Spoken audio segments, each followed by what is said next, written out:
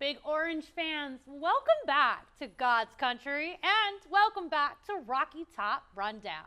We have a packed show this week covering 3 different sports: women's golf, Lady Vols soccer, and football. I'm Kavita Bass. And I'm Cooper Shimlock. Vol fans, like Kavita said, we have a big show, but it's also Wildcat Hate Week. A big week is ahead for the Vols, so let's jump right in. Vol Nation, we know this Monday night might be a tougher one, but Joey Aguilar and the rest of the football team still gave their all in Tuscaloosa against Bama this weekend. Let's jump into some of the highlights. First drive, Alabama may have gotten on the board first, but Joey comes back, throws it to Chris Brazell for a first down. And to keep the ball rolling, Joey Aguilar throws a pass to tight end Miles Kitzelman, the former Alabama transfer, who hurdles over defender for a first down. The only thing standing in Alabama's way is Boo Carter on defense on this upcoming play. He goes up and brats down the pass from Ty Simpson to get the stop. Still down 7, Joey throws a dart to Braylon Staley, who comes up just short of the end zone and puts the Vols in scoring position. There he goes. Next play, copy and paste that. Joey finds Braylon Staley in the end zone to tie it up and sends Max Gilbert into the field for the kick. Perfect throw in between 2 defenders right there by Joey. There we go. The Tide responds with a strong offensive performance, but the Vols weren't done. A few plays later, Joey hands it off to running back Deshaun Bishop, who slides his way past the Alabama defense for a 44-yard touchdown. And Bishop, being from Carnes High School in Knoxville, Tennessee, this game means a lot to him. Growing up, he's watched Tennessee, been to all the games inside the stadium, and I mean, he just put it all on the line for Knoxville, and it was so proud to see it play. Only wish we could have came out with the win. Absolutely. Well, with Alabama still up, the Vols defense persisted to keep Tennessee alive in the 4th quarter. The Vols keep fighting and make their way down the field with Braylon Staley and Deshaun Bishop taking care of business. And at 1st and goal, Joey hands it off to guess who? None other than, of course, Deshaun Bishop for one last Tennessee touchdown, followed by another successful Max Gilbert kick, maxing the final score of 37-20, Alabama. Now, the game may have resulted in heartbreak, but we are always proud to be Volunteers in the end. And, of course, Dixieland Delight is still a song about Tennessee. Fight until then, the Knoxville native. Of course, looking ahead, the Vols will travel this Saturday to take on the Kentucky Wildcats in Lexington. Man, do we miss Neylands. Yeah. What do you think, Cooper, we need to see from this team in order to notch a win on the road and also against the Oklahoma Sooners next Saturday? I mean, obviously last weekend we saw Kentucky, they hosted Texas, went to overtime with Texas eventually pulling it out in overtime. But, I mean, take a team like that, you get them all the way to overtime. Something for us, it's not going to look like we're going to come in there and beat them by 20, 15 plus. We haven't even won by 10 plus in Lexington since 2015. So expect a close one, expect a gritty performance. But if we can get Deshaun Bishop running the ball like that, I'll take our chances any day of the week. And then after that, Oklahoma, got a little history with Heupel being played there, was a Heisman candidate there. Went to Norman last year, beat them in a big SEC road game. Can he do it at home and be 2-0 against the Sooners?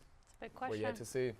Absolutely. The Lady Vols soccer team hosted the Florida Gators on Thursday, looking to keep the win streak alive at home. The Lady Vols put the pressure on early, taking 12 shots on goal. Florida's goalie, Paloma Pena, was working hard to keep the Lady Vols off the board in the first half, collecting 5 saves in the half. The Lady Vols controlled the ball for most of the time, but Florida was able to get some shots on goal as well. Tennessee goalie Caden Norris was able to keep the Gators off the board as well, tallying 2 saves of her own. In the second half, the Lady Vols continued their dominance. Florida was only able to notch 2 more shots on goal, while Tennessee piled a whopping 12 shots. Despite keeping the ball in Florida's territory, the match ended in a 0-0 tie. Missed opportunities. On Sunday, the Lady Vols traveled to Nashville to take on number 21 ranked Vandy. Vandy started hot, getting on the board in the first 10 minutes to take a 1-0 lead. The Lady Vols let the shot count in the first half, but they couldn't get to the back of the net. Vandy took control in the second half, outshooting the Lady Vols 5-12. We can't have those. Vandy also scored their second goal of the match in the final minutes to take a 2-0 lead. The Vols were yet to score on the board, and they eventually lost 2-0, just their second loss of the season. The Lady Vols will host Alabama on Sunday. Now let's switch to golf. The Tennessee women's golf team traveled to Stanford, California to participate in the Stanford Intercollegiate this past weekend, which was led by Tennessee freshman Madison Mesmere, who shot a 69 on Sunday's round, finishing tied for 10th with a 4-under for the event. The rookie has gotten off to an incredible start in her collegiate career, currently ranked 86th nationally. Mesmere is the second highest ranked Vol and is one of the biggest reasons why they rank 23rd as a team nationally. Manasan Shikabuko was the second highest placed Lady Vol over the weekend, finishing tied for 12th after shooting 1 under on the weekend. The Lady Vols are done for the rest of the fall and will pick back up in February when they visit Florida Atlantic University for the FAU Paradise Invitational. Hopefully she plays better than I can pronounce her name. We'll see. Well, on a better note, now let's take it over to a higher note. The Lady Vol volleyball team swept yet another SEC team yesterday versus the Auburn Tigers, moving their record to 14-3. Although the Tigers fell here in Knoxville, they sure did put up a fight. Senior Hayden Kubik was proved to be a consistent factor in this Lady Vol offense, carrying the Vols with 17 kills this match. I would not want to be on the other side of that swing if I were Auburn. Absolutely lethal all season long. No, thank you.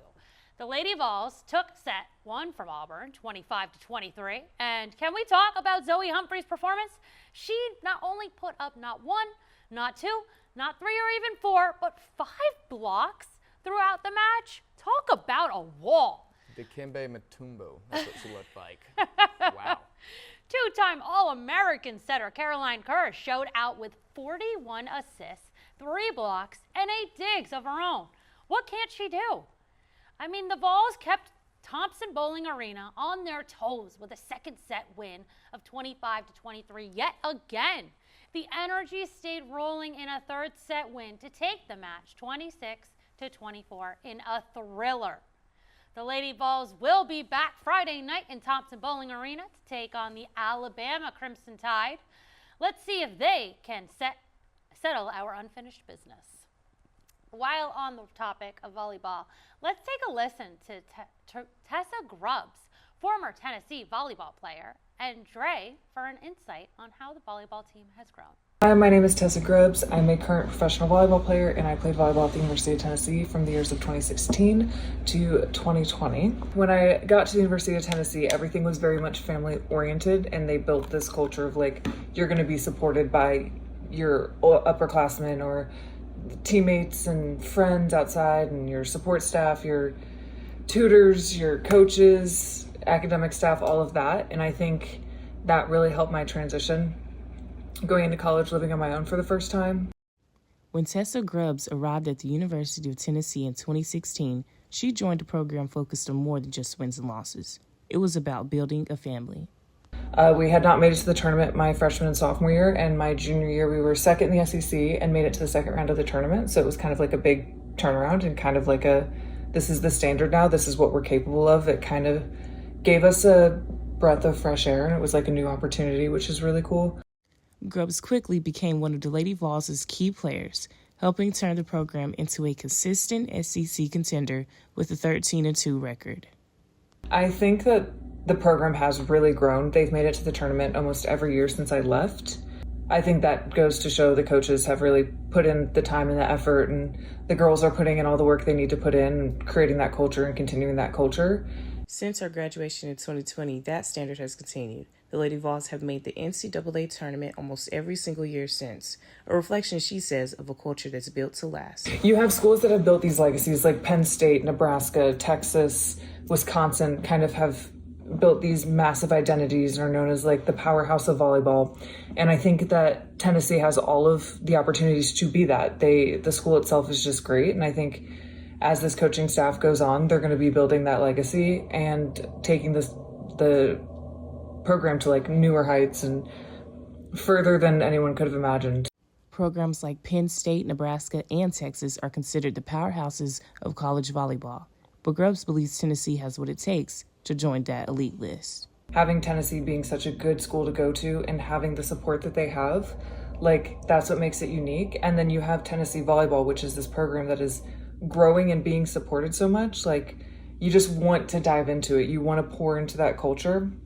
And I think that's what makes Tennessee, like, so unique is that we're all this like one Tennessee. Every sport, every athlete, when I was there, would always hit the I will give my all for Tennessee today. It's in every locker room above the door. You hit it on your way out to the court, onto the field.